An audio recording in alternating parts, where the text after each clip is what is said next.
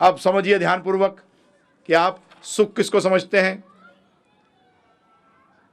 आप में से आज तक किसी ने आनंद को अनुभव ही नहीं किया। आध्यात्मिक आनंद छोड़िए, आपने भौतिक सुख को भी अनुभव नहीं किया अभी तक। क्या होता है आपका सुख का, बताऊंगा आपको। आपका सुख का सोचने का तरीका क्या होता है। एक प्रॉब्लम है जीवन में, वो प्रॉब्लम सॉल्व हो जाए, है ना। जब जो इच्छा पूरी नहीं होती है तो वो प्रॉब्लम है, ध्यान रखिएगा। इच्छा जो अभी तक पूरी नहीं हुई, वो क्या है, प्रॉब्लम है। और आप प्रॉब्लम को हल करने के चक्कर में लगे हो, इच्छा पूरी नहीं, प्रॉब्लम का हल कर रहे हो आप। जब वो प्रॉब्लम का हल हो जाता है, क्या कहते हो, आहा मैं सुखी हो गया, कमाल है। उस टाइम क्या और कोई प्रॉब्लम नहीं है, लाइन लगी है 99 प्रॉब्लम की, एक प्रॉब्लम हल हो गई और आप क्या सोचते हो, क्या सुखी हूं। 106 बुखार है, अब 104 हो गया, कैसा है, एकदम एकदम ठीक हूं। एकदम ठीक कहां है, 106 से 104 हो गया सिर्फ। हॉस्पिटल में जाइए, प्रभु जी 106 बुखार होगा तो क्या हालत है, बहुत बुरी हालत है। अगले दिन जाओ, कैसा है, अच्छा हूँ। अच्छा कहाँ, 103 अभी भी है। यही हमारी हालत है। आपका एक प्रॉब्लम तो हल हो गया, वो सुख है नहीं, दुख की कमी को आप सुख मानते हो। दुख की कमी को आप सुख मानते हो। जीवन में कभी ऐसा नहीं हुआ कि आपके जीवन में कोई प्रॉब्लम रही नहीं हो, और अगर प्रॉब्लम है तो उसका मतलब दुख है, और उसका मतलब वो सुख जो अनुभव हो रहा है वो कुछ नहीं पर दुख की कमी है। तो दुख की कमी को सुख मत मान लीजिए। बच्चे मत बनिए, नोट खींच लिया और चिल्लर पकड़ा दी और खुश हो गए, है ना प्रभु जी। 1000 का नोट बच्चे के पास हो और चिल्लर दे दो कि उसको लेना हो 1000 रुपये, तो क्या करते हो आप, चिल्लर देते हो उसको, तो क्या पकड़ लेता है वो, चिल्लर पकड़ लेता है, नोट छोड़ देता है। यही हमारी हालत है। असली आनंद का खोज छोड़ दिया आप लोगों ने, ये सोचकर के दुख कम हो जाए यही सुख समझ लो। दुख कम हो जाए इसी को सुख समझ लो, नहीं, आनंद है, आनंद है। और हमें उसको, इसी को जानना ज्ञान का कार्य है। इसी को जानना ज्ञान का कार्य है। एक शब्द बड़ा बोलते हैं हम लोग, सुख सुविधा, है ना, सुख सुविधा। अरे भाई ये दोनों को अलग रख। सुविधा तो पिछले 200 साल में बढ़ गई है, परंतु सुख तो नहीं बढ़ा प्रभु जी। उसका मतलब सुविधा बढ़ने से सुख बढ़ जाएगा, ये मत सोचिएगा। और आप लोग यही सोचते हैं कि सुविधा बढ़ने से सुख बढ़ जाएगा, नहीं, दुख कम हो जाएंगे। परंतु ध्यान रखिएगा, बहुत बुरी तरह फंसेंगे। एयर कंडीशन की आदत पड़ गई, अगर पावर उड़ गई तो प्रभु जी क्या होने वाला है, जो पहले हालत थी उससे भी बदतर हालत हो जाएगी।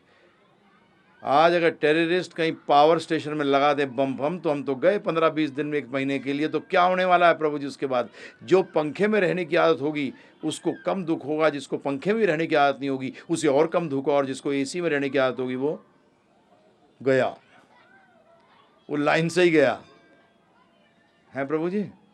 तो सुविधा भी कहाँ हुई। आप समझिए बात को, सुविधा क्यों नहीं आपको सुख दे रही, उसका कारण बताऊं क्या है। क्योंकि सुविधा शरीर से जुड़ी हुई है। सुविधा किससे जुड़ी हुई है, शरीर से जुड़ी हुई है, और सुख आत्मा से जुड़ा है। शरीर के लिए आपको प्रॉब्लम, बहुत चीजें करनी पड़ेंगी, तब भी इसको संतुष्ट नहीं कर सकते, परंतु आत्मा बड़ी जल्दी संतुष्ट हो जाती है। आत्मा बड़ी जल्दी संतुष्ट होती है प्रभु जी। मन और शरीर कभी संतुष्ट आराम से नहीं होता। ये सुविधा किसको संतुष्ट करने की कोशिश कर रही है। एयर कंडीशन से आत्मा संतुष्ट नहीं हो रही, एयर कंडीशन से क्या हो रहा है, शरीर और मन, इसमें दुखी की कमी हो रही है, सुख नहीं। गलती मत करिएगा, ये सुख अनुभव नहीं हुआ।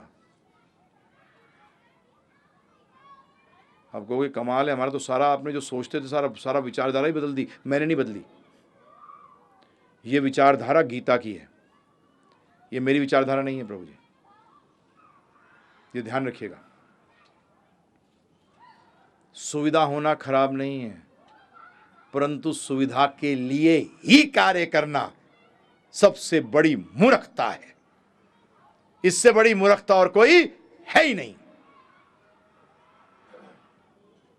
क्योंकि आप सबके सब और हम भी, मैं भी, सब एक ही चीज के पीछे हैं और वो है आनंद। अब ज्ञान से हमें क्या प्राप्त करना है प्रभु जी? आनंद। हमने एक बात करी है कि जीवन का ज्ञान शरीर के ज्ञान से ज़्यादा इम्पॉर्टेंट है, इसलिए हमें जीवन का ज्ञान लेना चाहिए। अब जीवन का ज्ञान क्यों इम्पॉर्टेंट है? ज्ञान शब्द आया ज्ञेय से। ज्ञेय का मतलब जानना। ज्ञेय का मतलब क्या प्रभु जी? जानना। क्या जानना? कि आनंद कैसे प्राप्त होगा।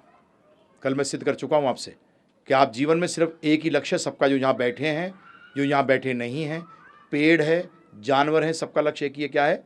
आनंद की प्राप्ति। अब इसको एक दूसरे दृष्टिकोण से देखते हैं, ध्यानपूर्वक सुनिएगा। घड़ी है ये, ठीक है जी। मैं आपसे कुछ प्रश्न करने वाला हूं, उत्तर दीजिएगा। इस घड़ी को कितने मानते हैं, या ये घड़ी जो पहली बार बनी, चलिए इस घड़ी को भी छोड़िए, जो पहली बार घड़ी बनी है उसको किसी ने नहीं बनाया? आप में से कितने मानते हैं? कृपा करके हाथ उठा दीजिएगा। उसका मतलब सारे मानते हैं कि इस घड़ी को बनाने वाला कोई है।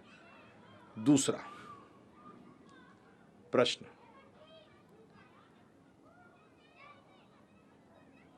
आप में से कितने लोग मानते हैं जिसने पहली बार घड़ी बनाई है वो मूर्ख था?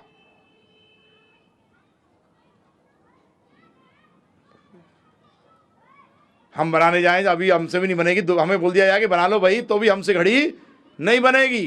तो उसका मतलब दो चीजें सिद्ध हो गई कि इस घड़ी को बनाने वाला कोई व्यक्ति है और वो व्यक्ति मूर्ख नहीं, अक्लमंद था।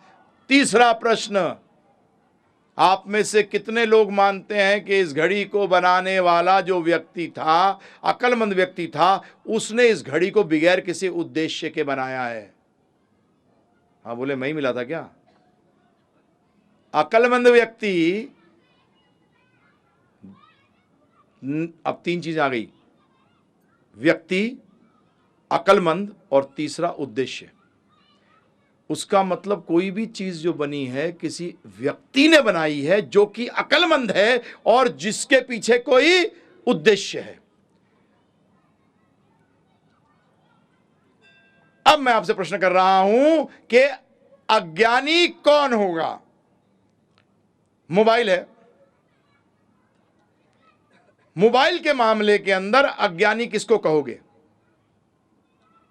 बोलिए, सरल प्रश्न है प्रभु जी। मोबाइल के, मैं मोबाइल लिया सिर्फ एक चीज,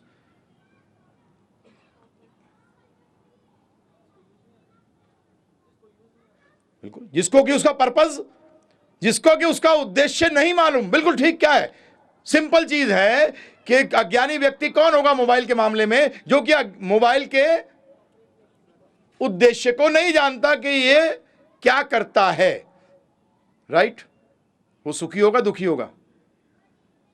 अज्ञानी व्यक्ति तो दुखी होगा, क्योंकि वो अज्ञानी है। उसका मतलब वो मोबाइल का सही इस्तेमाल नहीं कर पाएगा। और सही इस्तेमाल जो नहीं जानता है, हकीकत के अंदर उसको हम क्या कहते हैं? जैसे बच्चे के हाथ में आपने मोबाइल दे दिया तो उसके साथ वो क्या करेगा? बोलो प्रभु जी, बात करने के सिवाय उसके साथ सब कुछ करेगा। राइट? एक बच्चे के हाथ में आप मोबाइल दे दीजिए, वो बात करने के सिवाय उसके साथ जो आप सोच भी नहीं सकते वो भी कर देगा। सिर्फ क्या नहीं करेगा? बात नहीं करेगा उसमें। तो इसीलिए क्या कहलाता है? बच्चा अज्ञानी। हाँ, ये कोई बहुत अच्छा, मेरे को कोई कहे ना कि आप बच्चे हो, तो ये मेरे लिए कोई, मैं अच्छा नहीं समझता इसको, अच्छा मूर्ख समझा है मुझे। बच्चे का मतलब क्या है प्रभु जी? मूर्खता कोई श्रेष्ठता नहीं है, कृपा करके ध्यान रखिएगा। सिंपल व्यक्ति होना और मूर्ख होना, दोनों में फर्क है। I don't want to be called मूर्ख। मैं मूर्ख माना, मैं मूर्ख कहे कोई नहीं, ये मेरे को, मैं नहीं चाहूंगा कोई कहे। क्यों कहे भाई? परंतु अगर हम किसी वस्तु का किस लिए वो बनाई गई है, तो आज मैं आपसे प्रश्न कर रहा हूं, ये सृष्टि की रचना किस लिए करी गई है? ये शरीर को देखिए, इस शरीर की रचना किस लिए करी गई है? ये पहली बात तो बताएगा कौन? कौन बताएगा?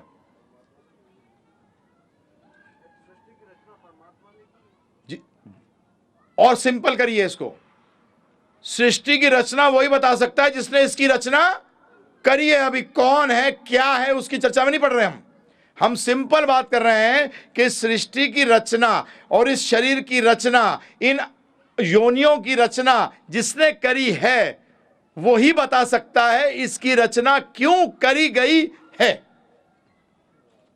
अब मैं आपसे प्रश्न कर रहा हूं, कृपा करके यह उत्तर मत दीजिएगा मुझे कि भगवान ने भक्ति के लिए दी है। जब भी उत्तर दीजिएगा अगर आप 24 में से 18 घंटे दे रहे हैं इस चीज को करने के लिए। हाँ, ये मैं आपसे सिंपल चीज पूछ रहा हूं, एक चीज एकदम क्लियर। मैं आपसे यही प्रश्न कर रहा हूं कि आप क्या समझते हैं जीवन का उद्देश्य है?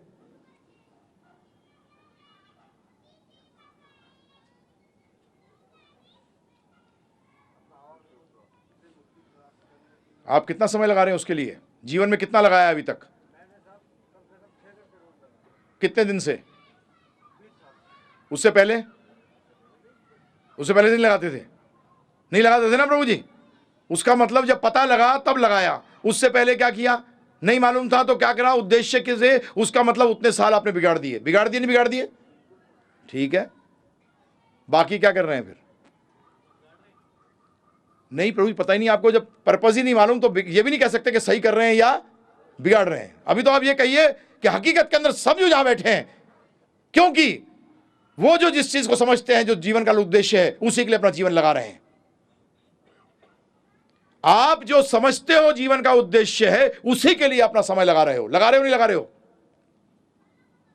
और आप सबका तो एक ही उद्देश्य है। हरि बोल। पैसा आए, पैसे को जब मैं कह रहा हूं तो उसका मतलब लक्ष्मी कह रहा हूं, श्री कह रहा हूं, उसका मतलब यश, पैसा, ज्ञान, सौंदर्य, शक्ति, इन चीजों को प्राप्त करने के लिए दिन रात लगे हैं। परंतु कभी जानने की कोशिश करी कि इस सृष्टि की रचना और इस शरीर की रचना करी क्यों गई है?